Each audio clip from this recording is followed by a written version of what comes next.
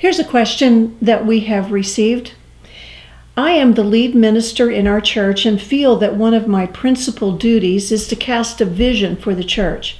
However, the former minister who is on our ministry staff feels like he should have more influence in the vision casting space. In addition, we often disagree on strategies for the future, which I do not feel is good for the church. What can be done to resolve this disagreement? It's a great question.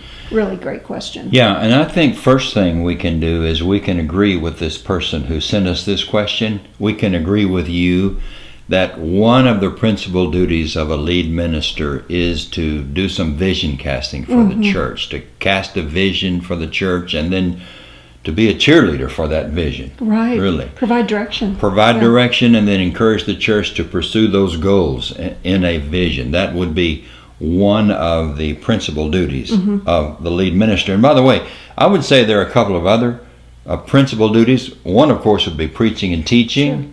And another one would be to promote a culture in the church that is conducive to church health and church growth. And of course, that's done in many ways. Yeah, one of which is a vision. Yeah. That's right. Yeah. That's right.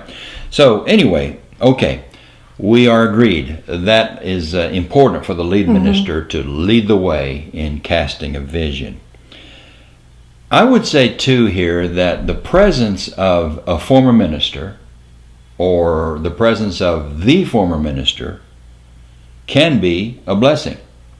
Can be a blessing if that former minister allows the lead minister to take the lead, if that former minister is supportive and encouraging. But you've probably figured out, I'm talking now to the person who sent in this question, he's probably already figured out that the presence of the former minister can be a curse as well as a blessing. Yeah. Yeah. I mean, if that former minister doesn't let the lead minister lead, if he doesn't let him set the pace, and now he needs to work with the former minister. In this case, the former minister is on the staff. He's filling some other role. Right. So, yeah, he needs to try to work together with that former minister. But if that former minister is unsupportive, if he works against the lead minister, if he competes with the lead minister for leadership, if he just refuses to let go of the reins, in that case, that former minister can be a real curse. You know, I was just thinking, as you were talking about this, you've had both experiences in our years in ministry. Toward the beginning of our ministry, the former minister stayed on, and it was a wonderful blessing. Yeah. He was kind, he was encouraging, he was careful to make sure he wasn't trying to take over what you were doing. It was a real blessing. Both he and his wife were to both of us. Right.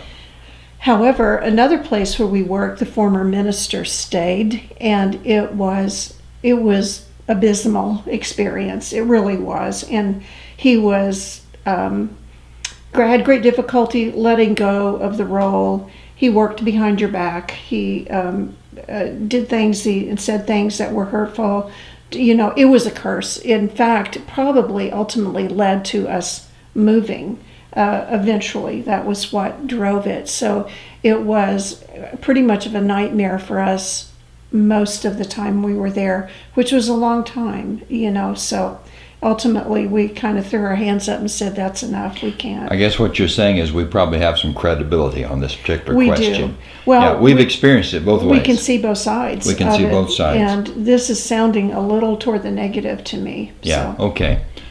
Well, I think our suggestion would be, and honey, please weigh in if you agree or disagree. I think our suggestion would be that first the lead minister really needs to try to work together with the former minister. You know, if the former minister is on staff, for example, then, the whole ministry staff and the whole leadership team should have some input in the vision of the church. And the lead minister should seek their input, even though he has more of a leading role than they responsibility. Leading responsibility. He should seek their input. So he should try hard to work with that former minister, as he would try to work with anyone on staff or anyone on the leadership team. But our recommendation is that if that doesn't work, If you're not able to work with that former minister, take your concerns to your leaders. Take your concerns to the elders. Take your concerns to your leadership team. Inform them of what is going on. Explain to them why you feel the way you do. Express your feelings.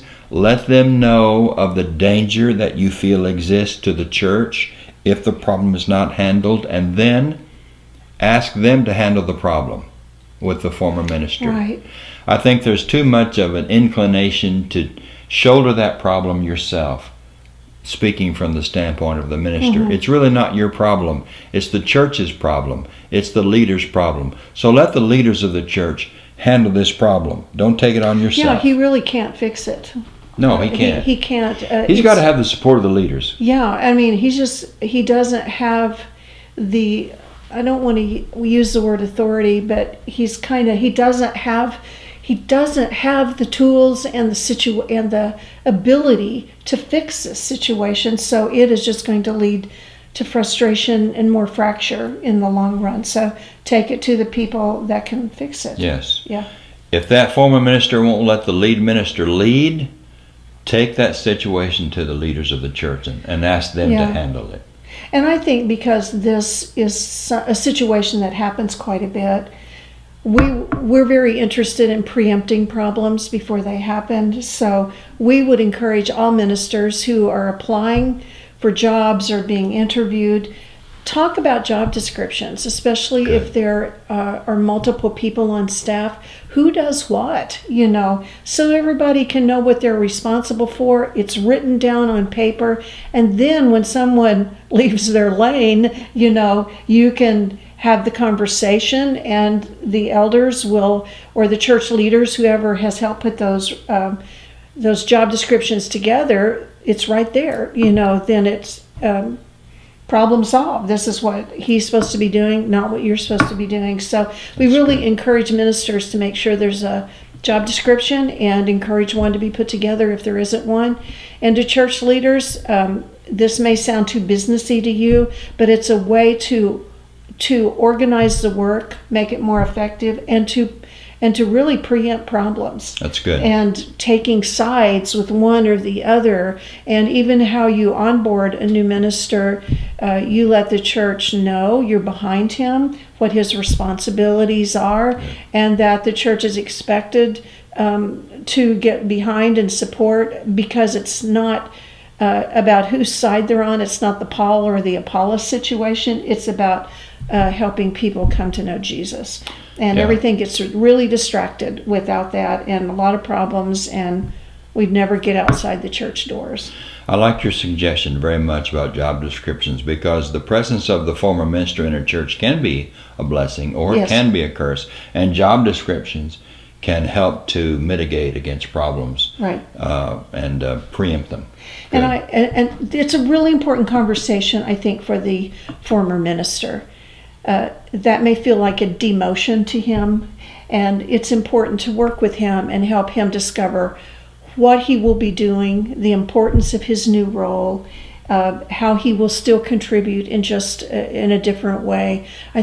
Those are just really healthy conversations to have with people. So anyway, we hope these suggestions help you. God bless.